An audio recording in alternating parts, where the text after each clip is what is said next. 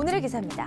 2007년에 입학사정관제가 도입돼 12년 만에 처음으로 교육부에서 실태조사를 했습니다. 합격률이 특수목적고와 자율형 사립고, 일반고 순으로 서열화돼 있고 실태조사 결과를 둘러싸고 논란이 거세지고 있다는 내용을 실었습니다.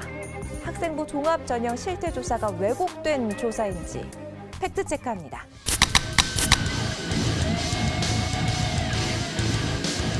네, 명확한 사실 확인을 위해서 교육부의 최우성 팀장을 자리로 모시겠습니다. 안녕하세요. 교육부 학생부 종합전형조사단 실태조사팀장 최우성입니다.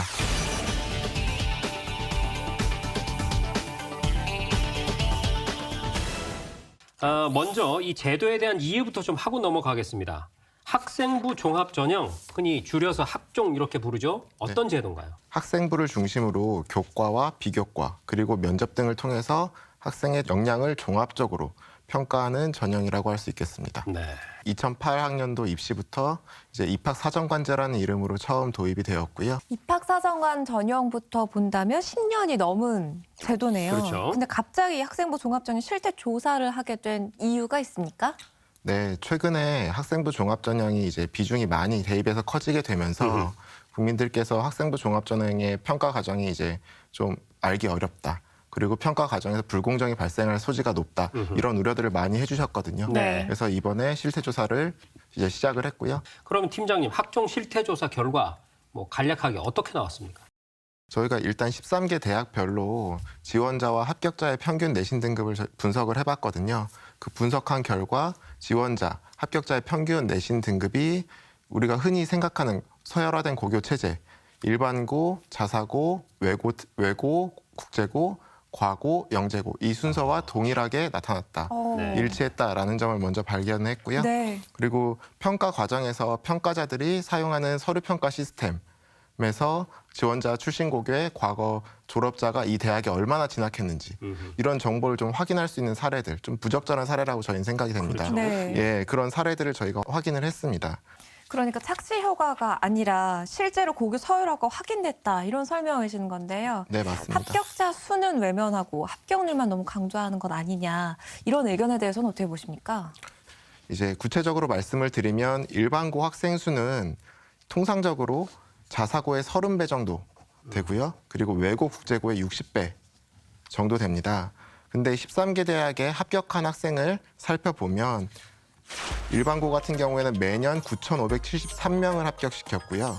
자사고 같은 경우에는 1,329명을 합격시켜서 합격한 숫자가 자사고의 7배라는 점. 네. 그리고 외고 국제고 학생은 1,733명이 합격을 해서 일반고 학생이 외고 국제고 학생이 6배밖에는 합격하지 않았다. 그러니까 결론적으로 말씀을 드리면 전체 학생 수 대비해서 합격자의 비중이 일반고 학생이 현저히 적다. 라는 점을 말씀을 드리고 그리고 또 하나는 합격률에 대해서 말씀을 드리겠습니다. 학종에서의 합격률은 일반고 같은 경우에는 9.1%, 자사고 같은 경우에는 10.2%, 외고 국제고 같은 경우에는 13.9%, 과고 영재고 같은 경우는 26.1%로 고교 유형별로 합격률의 차이가 매우 크게 나타났다.